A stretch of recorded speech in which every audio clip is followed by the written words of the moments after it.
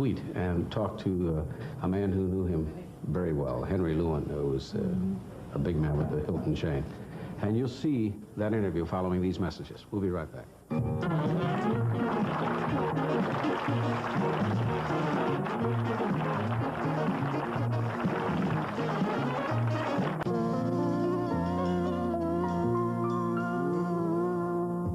Elvis Presley was a permanent fixture on the Las Vegas scene. When he performed in this town, it was is where he spent virtually all of his time, in this lavish Imperial suite. Our guide in this tour is a very colorful man who was Elvis's host. He's the executive vice president of Nevada Properties of the Hilton Corporation. He is Henry Lewin. Henry, welcome. Hi, nice to see you, Doctor.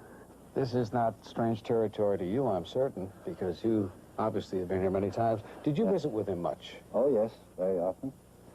He used to play 4 weeks in a row, then in the last 2 years, a minimum of 2 weeks, and we visited. Were you really friendly with the man? Very friendly. He was very friendly with us. I think maybe his biggest problem was that he was so guarded that he lost track of reality and what was going on. Now, he left a life, which, of course, it's unusual. I got to agree with that. But on the other hand, he was so popular that it was very difficult for him to be in any place, not being bothered. So that was the only way they could get away from all the crowd. Which of your headliners stay here now that Elvis is no longer here? Oh, we have Liberace, the Osmond family. We have John Davidson, Stephen Eady. Bob Hope comes here. There's a lot of wonderful. The most requested place. Was Elvis impressed with this suite, Henry? Yes, because he came here when it was built for him. I'm told that he liked red, and he asked you to redecorate. We redecorated the room which he studied in, and his bedroom was very lavish red, and... This is very tastefully decorated. Thank you. I think most people who have good taste in this... That's a home, actually. It has a kitchen, it has 5 bedrooms, has everything. Let's sit down. I want to talk to you. This I recognize immediately. He used to give these away. He'd wipe off his brow and then throw them. 200 in each performance or more. And did you supply these for him? No, he give them to me. And then on it says Elvis Presley, and there's the Hilton insignia. That's pretty nice. Colonel Parker was very much interested in having great momentums, the atmosphere of variety and kind circus. Of a carnival atmosphere. When I went visit, they came in 9 colors, and my wife has every color. I noticed there are 4 other bedrooms other than the main bedroom, which we're going to see shortly. Who stayed there? And the other 4 bedrooms? Oh, there were... And he was there, I mean. There were his father, Vernon, and his wife visited him often, and his daughter came. And then there were a great deal of friends. Anyone ever try to break into this suite when he was here? No, that wouldn't have been possible. The elevator goes to the 30th floor. Yeah, but we eliminated all traffic with the exception of one, and that one was guarded. Now, he could not possibly walk to that elevator as you and I didn't, just go downstairs. There's a special door to one. A single elevator? Yeah. And he would go down into the kitchen, backstage area? Right. Yes. Did he use the kitchen, this kitchen in the suite as a dining room, or? Yes. Did he use it much? He liked junk food. Yes, is that what they call it? Yes. And like what? What junk food? Hamburgers. I think it's good food. We have the McDonald's. You have the whole convention. So I think I should say it's gourmet food. They are good customers. I read that he used to take bread and I believe peanut butter and bananas and would French deep fry peanut butter and banana sandwiches. And that he did that too, but you know, he was very friendly with the help, and they liked him, and he knew everyone. So he called Leonardi's restaurant and told him what he wants to have. And if there's any idea he had something, he wants something else, Colonel Parker is one of the great managers, not only for an artist, but he can arrange everything. He didn't handle anyone else when he had Elvis, did he? He never handled anything, no. Full-time job. Does he have anyone now since Elvis is gone? No, still Elvis. I understand the records and the movies are doing such tremendous business all over the world Oh, that yes. he must have an enormous income from that alone. I think if we would advertise on our billboards outside Elvis Presley was here, we would draw more business than what we put out there, what we got here. We'll be right back with Henry Lewin right after this message.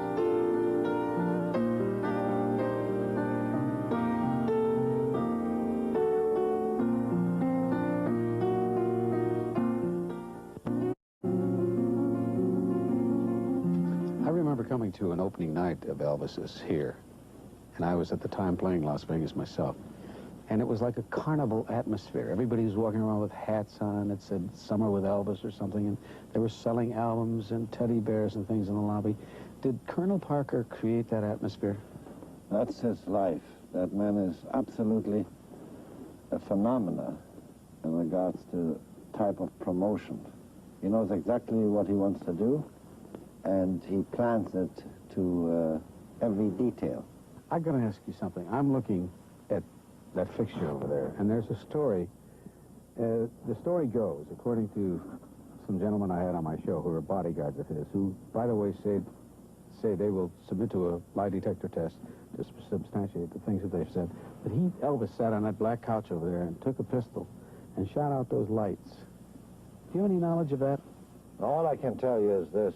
If everything they say it's true, and I have no reason not to say it is not true because I was not involved in their private life or whatever they talked about, but Elvis was a very charming, low-key type of a person.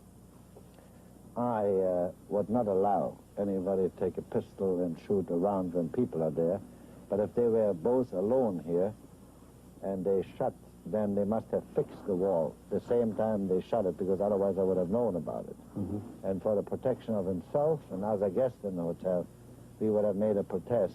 Now, if they did it and fixed it, I wouldn't know. Well, the story goes that when he did that, It jumped off the a chandelier. bullet went through that wall and almost killed his girlfriend, who was in that bath.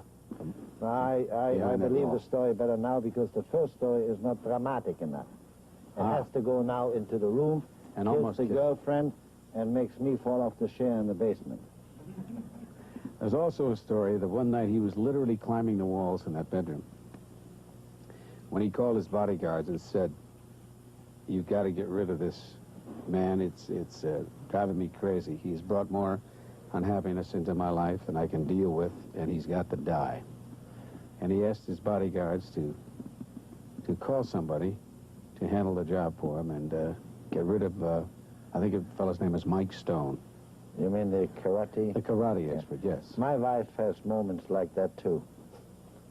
When I'm Moments in like Las what? Vegas and she's in San Francisco, and she says, if this man doesn't come home soon, I'm going to kill him. These are phrases. I must say to you, it's a personal opinion. Elvis is a sex symbol. You know, was a good-looking man. And every woman looked at him. Even if they didn't mean the way it looked to us, it looked that way. And all of a sudden in the newspapers is that his wife left him for another man. Maybe he was upset. And if he says, if I get my hand on the man, I kill him, or you kill him for me, I don't know what the so-called bodyguard told him. I'm going to do it for you? No, Elvis finally changed his mind and said, You don't have to kill "You him. don't have to kill him." Well, it was Forget nice. Nah. There were a lot of parties given up here, weren't there, Oh, when he yes. was here? Henry? Yes. Anyone ever get hurt? No, there was once a lady slipped and sprained her ankle, and they were very concerned. Elvis was not even in the room. When it happened? It was an opening party, and it was nothing, but publicity goes out. It was always very, very sensitive. What was she doing at the time? They Dancing? They danced, and they had a good time. But there were so many people in here. They were invited. It was like an opening night. They had it first downstairs in the dressing room, and then people were invited here. It was just that, like you said in the first statement, anything connected with Elvis had to be dramatic. If I would do the same thing, Nobody'd even print it. nothing. Maybe with you, but with me, they wouldn't print it. You got to be careful, too. I know what a busy man you are, Henry, and I thank you for this visit, allowing us to invade this beautiful suite. And We talk thank about- you. You make us popular, Mike. Vern is always worried every year to make sure that you return. You had today as many people as Elvis had. Will there ever be another Elvis? You did it. Today when I came to the lobby and saw all the lines, I saw Elvis's back, and then I said, "There's Mike." Will there ever be another man like that, another entertainer? I don't think so. You see, Houdini was one. Elvis is one. They, you know, like Rudolph Valentino. That's right. They just don't, it just comes every once in a while, but I don't think in our lifetime. Thank you, Henry, very much. Thank you.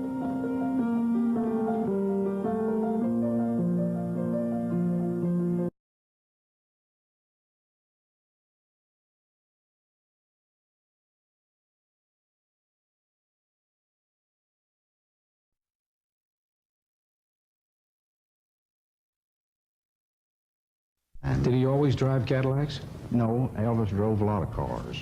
He drove Continentals, but whenever he first got started, Cadillacs was a thing at that time. And so he definitely was a Cadillac person. That's the lights. Oh. And the battery's down, isn't it? We're not helping today. Did it have a good radio in it? Yes, it's got a good radio in it. What kind of fur is that? Did you find out? I don't know. Not lamb's wool, is it? We ordered it from South America. Now, Jimmy Sanders of Memphis, Tennessee, is the one that actually customized this car for Elvis to start with. And so we got in touch with him and had him to help us in the restoration. Of course, we did a lot of research to make sure that we knew what we were doing, too. Are you in a mood now to sell this? Or no. You still have the same feeling you're going to keep it? I feel like I'll keep it. I have 4 fine sons, and I hope that I can pass it on to them. And do you collect cars? I don't collect them. I am in the car business, but I don't collect cars. But you sell new cars, is that the idea? And this is just a... Is that the right mileage, 38,000? 38,000 is original correct for 1956? That's right.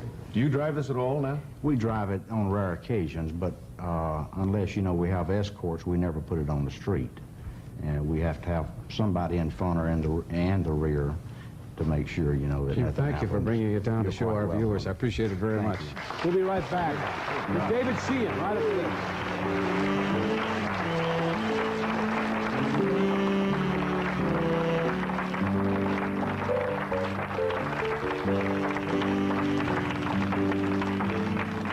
Hill.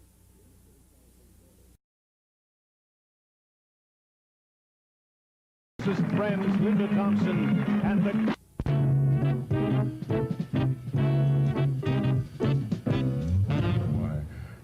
Probably the biggest influence on American music in the last 20 years was that of the King, Elvis Presley. We were all fascinated with the incredible career of that great showman. He was a curious mixture of spectacle, soul, and raw energy. Our next guest knew Elvis well. She lived with him for 4.5 years as his lover, confidant, and friend. And I know you'll be interested in her story. Here is, and welcome her, please, Linda Thompson.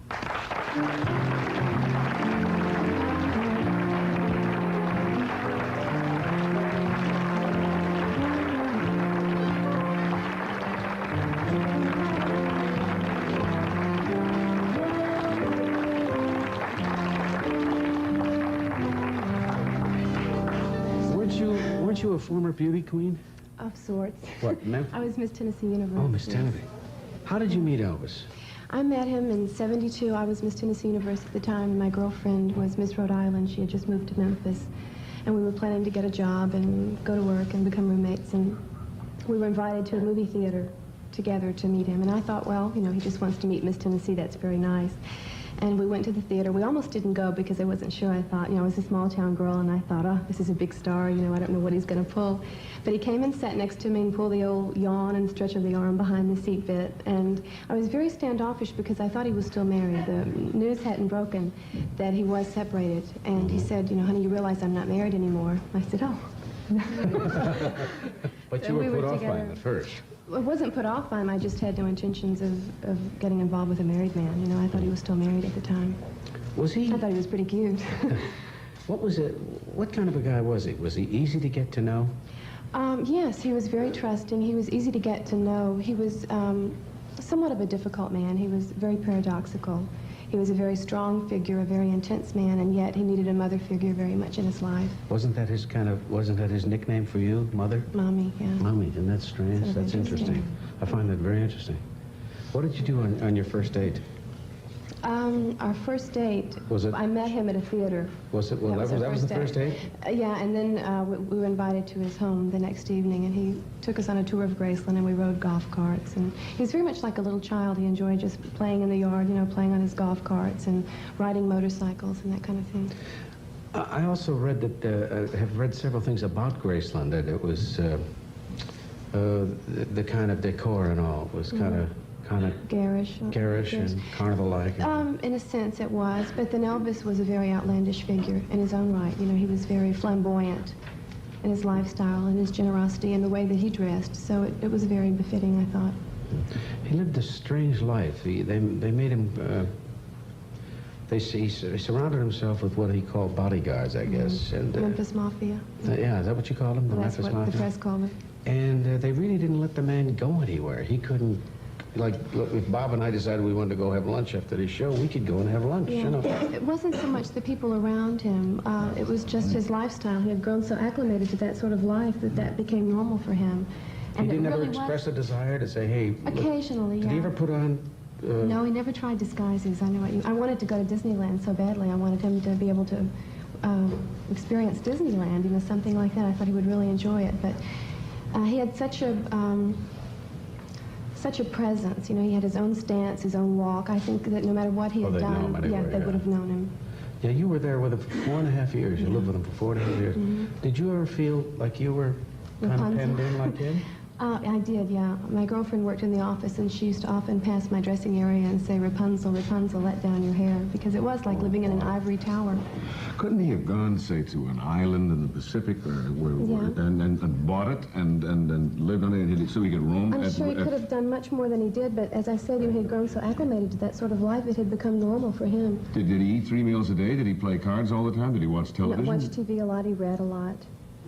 What kind of books did he read? Spiritual and political, Same thing, yeah. yeah. You know, since he mentioned television, I heard the most outlandish story, and I heard it from, as they say, a reliable source, that he was watching television one day and saw Bob I Goulet knew that's what singing, he brought up. and that he took a gun and shot the set out. Didn't he like, is that true? I'm sorry. Did On he? behalf of Elvis. You win some, you lose some. That's a good thing it wasn't an in-person engagement. We talked about this backstage. It wasn't... Did he really do that? Oh, yeah. Didn't he like Bob? No, it wasn't that he didn't like Bob. It was just that I'm sure there was snow in the TV set or whatever. Maybe it was a bad picture. He was... So he just shoot the He set was out and crazy. get He me had a another one? nickname on his ID bracelet, Crazy. That was his nickname, because he would do kind of crazy things like that with guns. What? He was a grown-up child with grown-up toys, you know. That describes it perfectly. Yeah. What about his diet? Was it as ridiculous as I read that he was hooked on these awful sandwiches, banana and peanut peanut butter butter, and banana, and he would yeah. deep fry them in butter? Yeah. They're great, aren't they? They're so good. Yeah, unless you swallow them, they're terrific. But they're not the best thing in the world for you to have all the time. No, he did have a very poor diet. You know, too many eggs, too much pork, and too much beef, not enough fish and chicken. He never ate fish, as a matter of fact. And did you go with him at his Vegas engagements at the Hilton and all? And on tour. Yeah. Yeah, it was grueling, sort of a grueling I lifestyle. should It was say. interesting, and, you know, I don't regret any of it at And did all. you adjust to his schedule? I did, yeah. I'm a very adaptable person, and in the beginning it was it was easy to adapt to that lifestyle, but after a while it just became so bizarre and so abnormal. I think anytime you lose touch with what is normal in this life, you won't find happiness. In the 4.5 years of that relationship, did he ever say anything to you like, I love you, or did he ever ask you to well, marry him? certainly. Did he ever ask you to marry him? We discussed marriage, yeah. And But why didn't it come off? Elvis didn't like the word wife. He loved the idea of having a family, the security and the stability of a family life. And he viewed Lisa and me and his dad and his grandmother as his family. But he didn't like the word wife. Somehow that represented confinement to him and restrictions that he didn't want to have in his life. Yes, Bob. I have a question about his music. Did he listen to a lot of other musicians and Yeah. songwriters? He And did. what type of Primarily music? country music. Yeah? Yeah, it's really interesting because he started the whole rock thing, you know? Uh-huh. But he primarily liked country music and gospel music. And that's where his roots were, in gospel I music. saw him perform once at the Hilton, and the Colonel was his manager was a very, very sharp man, and it still is for that matter. But he was smart enough to have Elvis's show between our shows on the Strip, so that he invited every star on the strip. And so we went and sitting there watching him perform. First person I ever saw turn his back to an audience, and you enjoyed it. I mean, he worked a lot to the band. Yeah, didn't he did. He broke a lot of rules, and of course they worked for him. But a terrific showman. He was a terrific showman. And he was beginning to have a weight problem then, and I saw him do something very unusual. He took a piece of music by, you'll appreciate this, Perry Como was in the audience.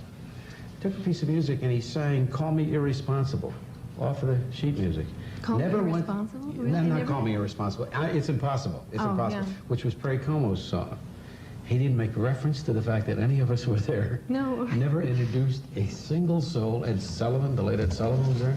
A lot of people in the audience. Steve and Edie were there. And but I was so fascinated by turning the back to the audience, and they loved it. And he's the only person to ever fill that room. He could almost do anything, you know, and his fans accepted it. He has tremendous fans still. You know, they're still in existence. People literally came from all over the world to see him. Yeah. And they he would never got to tour Europe. And it's so fascinating that he has such tremendous fan clubs there still. In England. He never went to England. They loved him. They worshipped him in England. He introduced me once, but I had gone to the men's room. Did he shoot at you? No. That's the night he said, "Here he is, Jerry Vale." Is that no, I'm kidding. No, I'm kidding. What was this? Go ahead. I've seen a lot of entourages and bodyguards and such like. And it seems to me that most of their job is keeping the job, you know. Most of their job is causing things to do. Yeah, and if you're going to, you know, if I get hired to protect someone in the middle of the desert when there's no one else around, I'm going to protect him, okay? And I did hear a story once before Elvis started touring again, before he was making his PAs again, that he said, I can't go out in public, I can't appear because people will go crazy. I'm afraid of for my life or what have you. And the guy took him outside of this office building or this place, and they stood on the street for a couple of hours, and no one knew who he was. My father had that same problem. When he was at an event or some kind of a, you know, situation where there were a lot of people, he would instantly get recognized. But it was possible for him to go shopping. And people would say, you know, but they would, Right. you know. It's interesting because it really doesn't happen with a lot of other people like that. Frank Sinatra, I mean, who's bigger than Frank Sinatra? He goes out, you know, he could... But see, everyone thinks he's tall, and then... But it was very interesting. We went out shopping a couple of times, and we would have to run for the car. How tall was Elvis? Elvis was about 6'1", almost 6'1". He was at 6'1"? Yeah, he was. I heard an interesting story just the other day. A man named Jerry Weintraub, who handled all of Elvis's tours. I said, how in the world, because I had read that Elvis didn't want to do tours, how in the world did you talk him into doing these tours? And he said, well, it was easy. The first thing I said to him was, there's a guy getting awfully big out there who's cutting in on your territory by the name of Tom Jones. And Elvis, without a breath, said, I'll do the tour. Is that, and I'm sure that's true. I don't know if that's true. But he reached his ego with that remark. You know, was there a thing? Because I know... Well, he and Tom Jones were very good friends. Very good friends. But he liked him a lot. He liked his singing a lot. And he was a very giving man. He gave gifts to everybody. He'd meet somebody and hand him a sapphire ring. Yeah. And or a car. Never met him. Yeah. It's incredible. But that was... Talked to him on the phone once. Did you? At Muhammad Ali's house, yes. It was very interesting. In your opinion, what did he die of?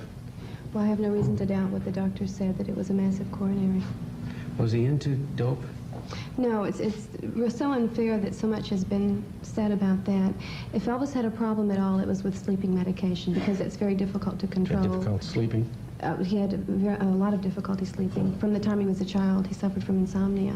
So you can imagine the pressures from the time he was 19 on. So he did have a lot of trouble sleeping, and sleeping medication is very difficult to control. Indeed. So if he had a problem at all, it was with that. But it's not fair to say that he was a drug addict or that he had a real problem. Was he ill when you were with him? No, he wasn't ill. There was a time I woke up one morning and I knew that something was wrong.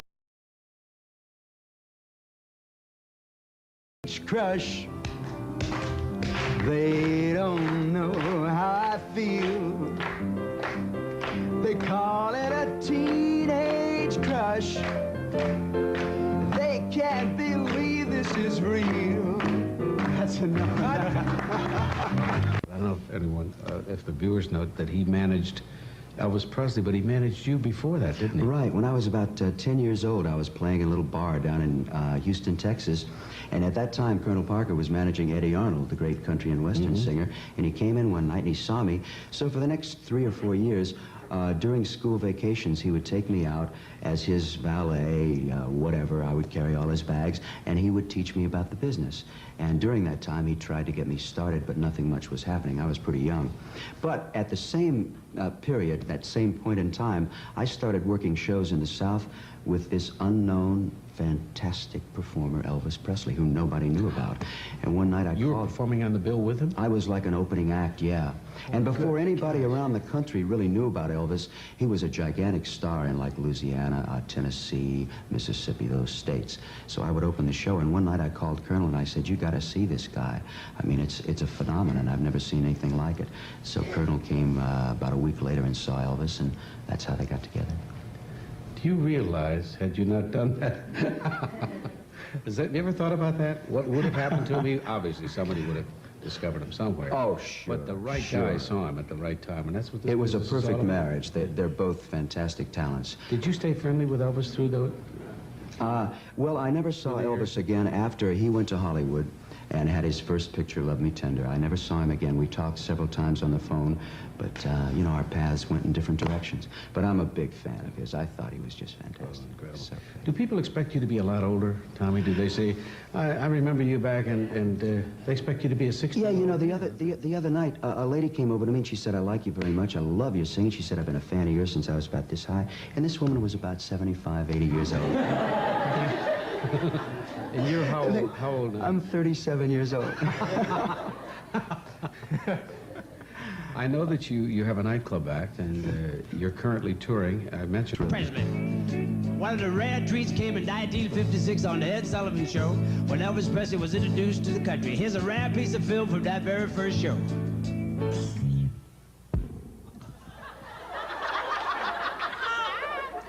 Tonight, our special show introducing America and Canada to country and western phenomenon. Now, you youngsters out there, let's slow it down.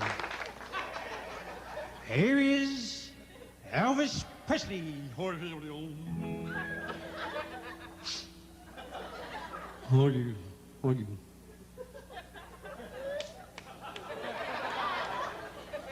Well, it's a wonderful money.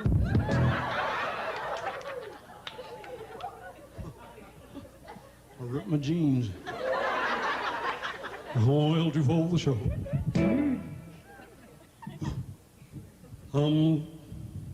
Three, get ready now. Well, I said, I'm gonna blues way shoes. I walk, what you do? I say, I'm gonna blues way shoes. What are you gonna do? I say, I'm gonna blues way. Take a down.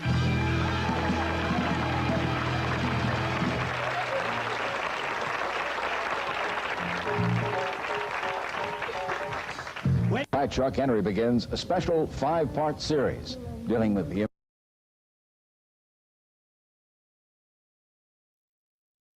Hilton's son, Barron. I get here the first day, he gave me the keys to a 1977 Cadillac. Said, "Here, John, treat it like it's yours." I sold that sucker the second day. That's funny. He gave me the keys for a 1977 Cadillac, too. Isn't that great? Just the keys, not the car. You work here on this stage every night. Yes. Are there a lot of other big stars who work here at the Hilton? That's the amazing thing. Now, they put me in a suite. You know where up on the top of the hotel it says Hilton, Hilton, Hilton, up on the top, up where the air conditioner is that blows in my window, all that. I sleep in the same bed that Anne Margaret slept in, sir. I sleep in the same bed that Liberace slept in. The amazing thing is every time I check in, they're still there. No, you're really staying in Elvis's old... And I actually stay in the same suite that Elvis actually lived in, they say, when he was here. And it's very exciting. That brings back a lot of memories, too. What is it like? What does it look like, John? Well, it's a little... gauche? Gauche. It's a little gaudy. Is that the word? It's Las Vegas. You know, this, it's... Oh, look at these tacky things we have up here. Look at these dumped... I mean, it's... Those are made by my guys. Oh, that's right.